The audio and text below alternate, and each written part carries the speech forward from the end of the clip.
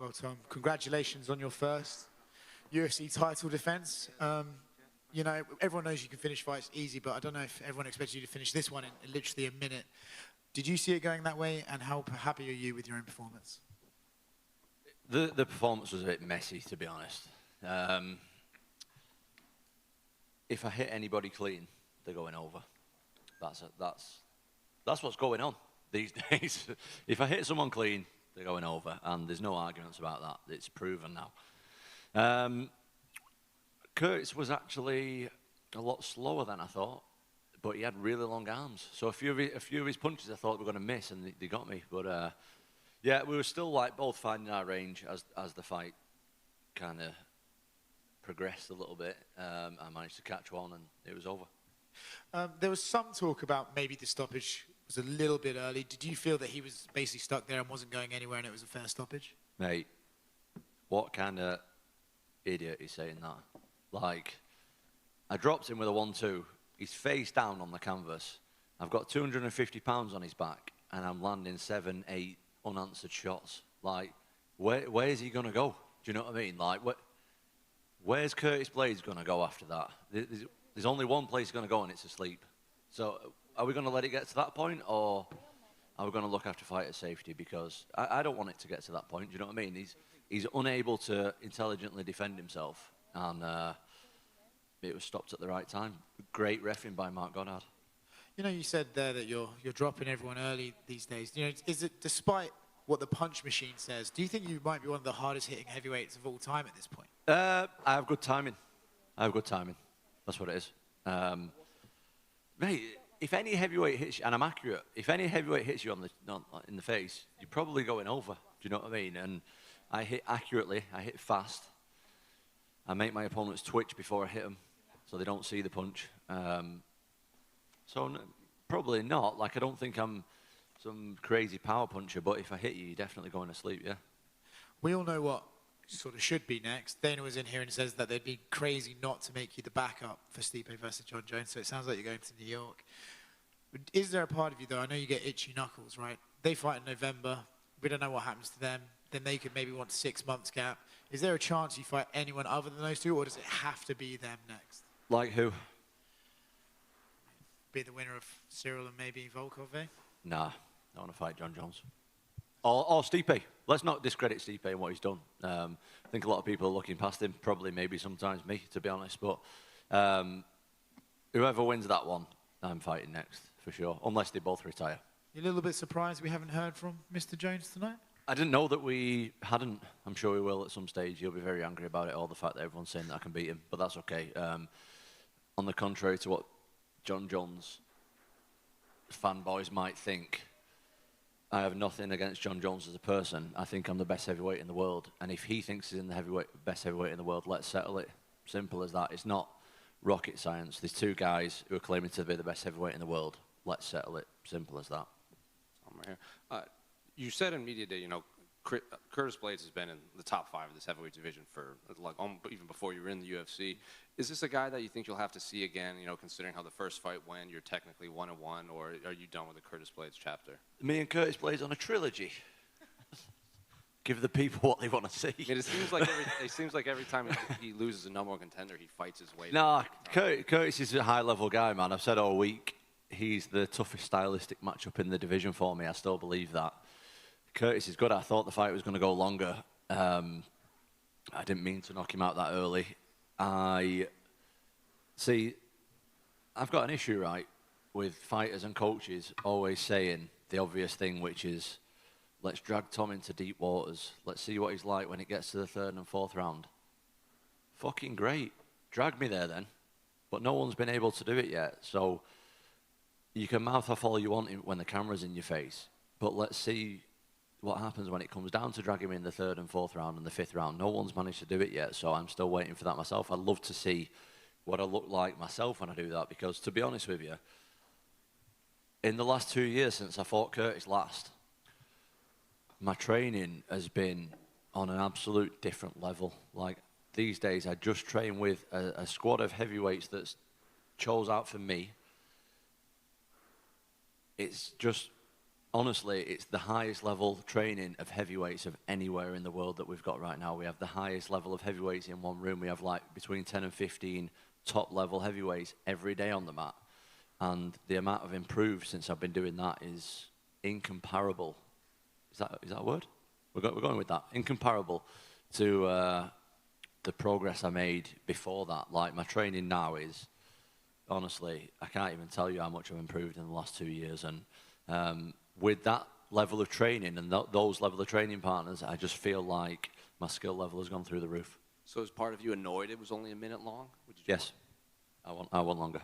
And then last one for me, you kind of touched upon it, like you're giving Stipe credit, like Stipe could win, but it seems like they're saying like you're going to fight Jon next, you're going to fight Jon next. Why don't you think fans and pundits are giving Stipe this chance against Jon Jones? Well, he's just a bit older, isn't he? And he's not. I mean, I think he lost his last fight that was like 3 or 4 years ago, and then he's not won for like 4 or 5 years. So I understand. Do you know what I mean? But I don't think at heavyweight you can ever count anybody out. So we'll see how that fight goes, you know what I mean? But as I said, excuse me, I'm a bit gassy. I've just had a beer. I think I'm the best heavyweight in the world right now. And if you think you are, whoever you may be, Jon Jones, Stipe, whoever, let's fight about it. It's pretty simple. Do you know what I mean? There's absolutely no disrespect here for all the Jon Jones or Stipe fanboys. I'm the best heavyweight in the world. If they think they are, come and get it. Let's settle it. It's very, very easy to settle in this sport. We both sign a contract. We both get a date. We both train for 8 weeks. And let's fight in front of 25,000 people and millions watching around the world. And let's see who the best is. Everyone will see it. We'll decide. And we'll move on. Tom, before the fight, you said it was going to be the greatest ring walk of all time. Do you think it delivered? What do you think? I think it delivered. Solid. I reckon it was solid. And to top it all off, I got a message off Noel Gallagher this morning. He WhatsApped me. I don't know. I have no idea how he got my number, actually. But I think it was him. Anyway, he said it was him, and it was him on the WhatsApp picture. And I just sent one back saying, yeah, mate, I'm coming out to Supersonic as well as part of my walkout. And he sent one back saying, that's amazing. Like, he loved it. And I hope that Noel got to see it, and Liam got to see it, and went with my usual Curtis. I don't know, Paddy's walkout's pretty awesome as well, though, isn't it? So, but for me personally, I don't think I'll ever get a walkout and reception like I did tonight. I mean, you say that. Could we potentially get Noel to play you out at some point? I don't know. That's not really a thing, though, is it, with the UFC? But, I mean, I'd be up for it, yeah. Last one from me. Obviously, the performance was fantastic, and hopefully the Jon Jones fight does happen. But with it being so good, do you think it could have potentially pushed Jones further away? I have no idea. I don't know. Jon Jones is a strange guy, man.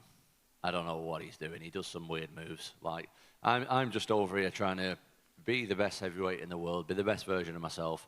He's done all that. He's done I'm not taking away from what he's done in his career. The guy's career is unbelievable, but I'm just trying to, me personally, I'm trying to fight people, and that's it. So I don't know what he's doing. I can't speak for him. Tom, down here to your left. Obviously, this week was the 2-year anniversary of that ill-fated night at the O2 Arena. How good did it feel to exercise the ghost of that night? Yeah, that was good. I mean, I have nothing against Curtis. I actually really like him as a human being. He's a really cool guy. But I just needed to beat him. I knew that I was better than him then. And as I just said to these guys, me now, in comparison to me 2 years ago with the training regimen I've got, it's just not even close. Like, I'm way, way better now than I was then. And I'm ready to take on anyone, man, honestly. Cheers, buddy. Tom, dipping your knuckles, soaking your hands in petrol must have worked, eh? They're like stones, mate. They're like stones. Do you know what it is? A lot of Americans don't get British humour. I was obviously taking the piss there. But do you know what? I was going to keep that going. I thought it was hilarious that the way everyone was... but then, like, kids started asking me about how long I leave my knuckles in for, and then I got tagged in a couple of stuff on Instagram of, like, kids putting the knuckles in petrol. I'm like, I don't even know if this is safe, you know. I don't really want to promote this anymore. So if you go to my YouTube channel, you can see a video where I, like, explain. I don't really do it. So, sorry, Americans, I was taking the piss on that one. Tom, right here. Hello. You mentioned having a beer post-fight. What was the beer of choice? Oh, they just give me some Stella or something. It was terrible. It was awful. Like the cheapest beer ever, but it tasted pretty good. I feel pretty good now. I have to say, once you got the finish, I think everyone in the stands got a bit of a beer shower. There was beer flying everywhere. Yeah. You got one on your way out. I did. Someone passed me a pint. I started drinking it, and then someone knocked it out of my hand. I was just like, thanks for that. But it was great, mate. I'll never get a reception like that again. I've literally gone out there tonight and just lived my dream. And how many people, in all honesty, existing on planet Earth right now say that they get to live their actual dream?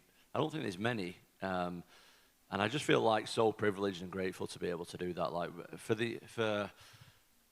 I've been to every Manchester show basically that there is, sitting in the nosebleeds with my dad. Do you know what I mean? And then to go in there and be the co-main event fight for a UFC title is just incredible. Tom, you're making it look easy in there every time. You're stepping in there, still keeping that shortest average fight time in the UFC. When you say you're the greatest heavyweight on the planet, and you look at Jon Jones and Stipe Miocic, that dominant fashion in the way you're winning, do you see it going the exact same way with those guys? Are you that confident in your abilities? No, absolutely. Well, I'm confident in my abilities, yeah, but I never see it going that way, to be honest. I'm not even trying to finish. Like tonight, I didn't even feel like I really had my range on him properly. I thought it was going to be a long fight. I thought it was going to be like 3-4 rounds at least. Curtis is a tough guy to get out of there. Yeah, that's when I do my best work, is when I'm like I say, it was a bit of a messy performance, but I got the win. I got the bonus, so I ain't complaining about nothing. Do you know what I mean? It was great. And how was this fight day in comparison to others? Long day in your own city, and that atmosphere, like we've all mentioned, that was unbelievable. One of the most stressful days of my life. Really? Honestly, yeah. So I changed my sleep pattern over the last couple of weeks. Started sleeping at like 4 a.m., staying up, sleeping till like 10, 11, like as late as I could. And then last night I thought, right, I'm just going to get a normal night's sleep now. I'm going to go to bed like midnight, get up like 7 or 8 o'clock. Then I'm going to get like a big nap in the afternoon. So that was my plan. Mate, there is no chance I could nap. I was so nervous all day. I was literally just lay there thinking of a million different ways about how this fight's going to go. So at this point, I've literally been awake for about 24 hours. I'm pretty tired. But it was all worth it, mate. I can't complain. You know, I've been saying it all along. I've got a lot of friends who, you're an Atherton guy. I'm an Atherton guy. Like, a lot of my friends work in a fucking factory. They start at 4 a.m. and they work for 12 hours. And they do that every day without complaining. Like, I've got to do it once. I've got to fight one night at 4 or 5 a.m. These guys are doing that for 30, 40 years and looking after the family doing it that way. Like, I ain't got nothing to complain about. But it was definitely a long day. And defending that belt that you've got in front of you now, I know you believe that you are the official heavyweight champion, but do you think it will feel much different? And I'm not talking about if it's Jon Jones that you defeat, because that's a different success entirely, but will it actually feel different holding the official UFC title? No, I think I'm the best heavyweight in the world. I don't think I'm the... John's the undisputed champion, but I'm the best in the world, if that makes any sense. We know what John's doing. John was also saying... John was there crossing his fingers and toes tonight, hoping that I'd lose to Curtis. Let's not bullshit about it. Like, he posted about it loads anyway, that I'm going to lose to him. Yeah, that didn't happen, so that's the fight I won next. Final one from me. That fight would obviously be early next year. Are you cool just waiting your time? And obviously, if something does happen in November where you're ready to step in, that'll be... You did it last year, didn't you? Yeah, I'll do it again. I'll be ready to go in November. Well, there's talks in November, isn't there? Yeah. Like, they're talking about fighting in November. Where's the announcement and the contract signed? Because I don't really know where that is at the moment. So I'll be ready to step in, mate, in November if someone gets injured, which is quite likely, let's be honest. So I'll be ready, mate. I'm ready to fight whenever. Tom, Danny, to your left. Sorry, mate. Yeah. Just two quick ones from me. You say you're the best heavyweight in the world. Mm-hmm. Who's number 2 and who's number 3? So a good question. I think at the moment, you have to say Jon Jones is number 2. I don't know. It's a tough case with Jon, isn't it, to be honest, because he's had one fight against a guy that was really good stylistically, a really good stylistic matchup for him. So I don't know, mate. I don't like rankings anyway, but I know that I'm number 1. that's all I'm bothered about. And the other one for me is, I don't know if you heard Michael Bisping's comments in the lead up to this weekend. I think he said it a couple of times. I think he said it on a broadcast, and he definitely said it at the Q&A. He said that you've got the ability to become one of the all-time greats and possibly one of the pound-for-pound best ever. He's called you the heavyweight George St. Pierre. What does it mean to get that sort of praise from a legend of the sport who's sort of preceded you as a UK MMA champion? And how far do you think you can go? Massive praise, of course. As you said, Bisping's a legend in UK MMA. Not even. I think it's a bit. It's not right just to call him a legend in UK MMA. He's a legend in MMA. But I think I can definitely fulfil that. I feel like I've got what it takes. Do you know what I mean? And I've thought this for a long time, but obviously I didn't have the proof to back it up. But now I do. And I think that people are starting to jump on the bandwagon a bit. And if you're not, I'll work on proving you wrong. Do you know what I mean? But for right now, I've got a lot more work to do, so I'm not getting ahead of myself. One fight at a time and all that stuff. But for right now, I just want to. You know, I don't know how long I'm going to stay in this sport for. You know, like I know now, I'm 31. Heavyweights go a lot longer than other divisions, but I'm definitely on the second half of my career now. So I want to make as much money and get as much glory as possible and have as many fights as possible. Like I want to be as active as I can. So we'll see what happens. Tom, just in front of you, you said in the cage that you're just an ordinary man doing extraordinary things. We've seen a lot of champions in combat sports lose the run of themselves with fame and money. How do you keep your humility, and are you afraid of losing it? I'm not afraid to lose it because it's never going to happen. I don't know. I feel like this. I'm me personally, and I can't speak for everybody, but I'm not really that into the celebrity lifestyle at all. It doesn't really faze me. I said this all week, and my poor team over there are probably going to be sick of it. But what I like doing is sticking a pair of gloves on, the other person sticking a pair of gloves on, both taking our shirts off, going in a cage filled with 25,000 people and millions watching around the world and finding out who the best is. That's what I like doing. Now, for other guys, I know other guys have got movie roles and rap albums coming out, and they're pushing this brand and they're pushing that brand. What I like doing is fighting people. That's what I really like doing. So I'm not interested in buying a yacht and cruising about on that, or buying a private plane and going to a party in Vegas. I'm not really that interested in it, mate. What I'm interested in is being the best version of myself that I can possibly be. There was a beautiful video that came out, I think it was Dose of Society did it, where you spoke about your child and raising awareness for autism. How important is it to you to use your fighting career as a vehicle to raise awareness to causes closest to your heart? I'm always a bit on the fence talking about autism, but I feel like I need to, because it's something that doesn't get enough attention. I'm on the fence for the reason being that I'm new to it.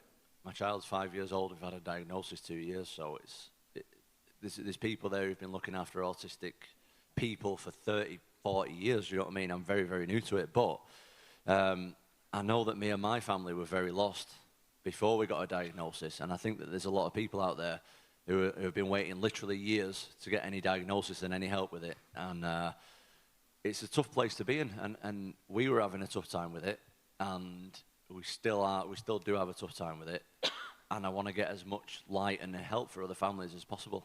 So if I have to use my platform for it, even though, like I say, I'm not the most educated person on autism or anything like that, and I don't claim to be, but if I can shed any light on it, I absolutely will. Thank you. Congratulations. Thank you. Tom, just here. Two for me. You've done a lot of charity work in Wigan, and I saw a video of the young people actually with you the other day. Was that a lot of the motivation behind this fight, like having all these young people looking up to you, and has that helped you to win today? I don't really. It sounds a bit mad, but as a high-level professional athlete, I think you have to be a bit selfish. So I don't really see myself like as an inspiration, and I'm going to do this to inspire this kid and that kid. if me being successful is a byproduct of that, that's absolutely amazing.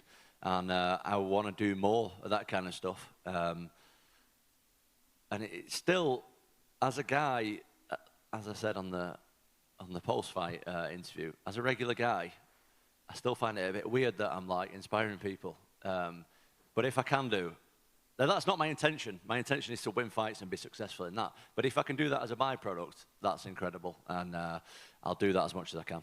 And you talked a little bit more about like trying to make money through fighting as well. Like you won a bonus today, so how much does that mean to you? And we asked Paddy before about what he was going to spend it on, and he said his family.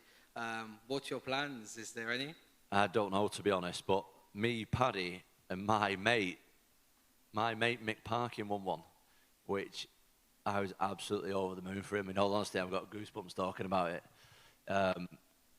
Mick is the nicest guy ever, and he's still like, he's 4-0 in the UFC now, but he's still like a bit overlooked because his performances, and I'm sure he'll agree with me on this, have been a bit boring so far. And he went out there tonight in front of like a home crowd and performed, knocked the guy out and got a 100-grand bonus. Like, that is unbelievable. Like, when the UFC came in, and Mick wasn't with me, Mick's already gone, Mick's left. When the UFC came in and told me that I won a bonus, and Mick, like, I was just as excited for Mick as I was me. Like, absolutely incredible. And obviously Paddy as well, but I don't know Paddy as well as I do Mick. I see Mick all the time, and Mick's just the nicest guy ever, and he deserves it so much. Thank you. Do you think your performance kind of pushed Alex Pereira's dreams of coming up to heavyweight down a bit? Oh, no, I don't think so. But here's a thought for you. I was thinking about this the other day. What about, so they're saying that Stipe and Jon Jones are going to fight in MSG in November. Why don't we do a tournament? We'll do Jon, Stipe, me, Alex, and do a 4-man tournament, 2 fights in one night, and let's find out who the real heavyweight champion of the world is. Like, we've got the best heavyweight of all time. We've got the best MMA fighter of all time. We've got the light heavyweight champion, and then we've got me, who's just a poxy interim champion. Do you know what I mean? Let's do that, 2 fights in one night. Put it to Dana. I'm sure Dana's going to be here in a minute, and he's been. Dana didn't really like the idea of him moving up. No, I don't. I am honestly the biggest fan of Alex Pereira. Like, he is one scary guy. But would that not be a cool little thing? 2 fights in one night. Like, let's see how we get on. I mean, I've got the lowest average fight time in the UFC, and it's even lower after tonight. Like, my chances of doing all right in that are pretty good. Like, let's put some money on the table, and let's see who the guy is at heavyweight.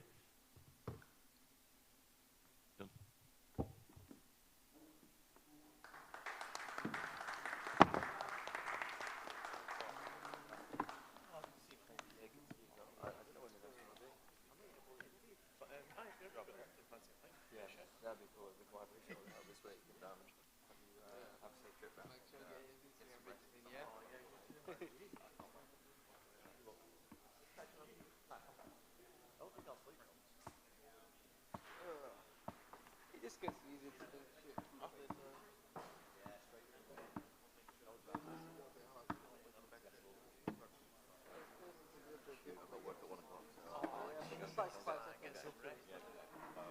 Picking the bag.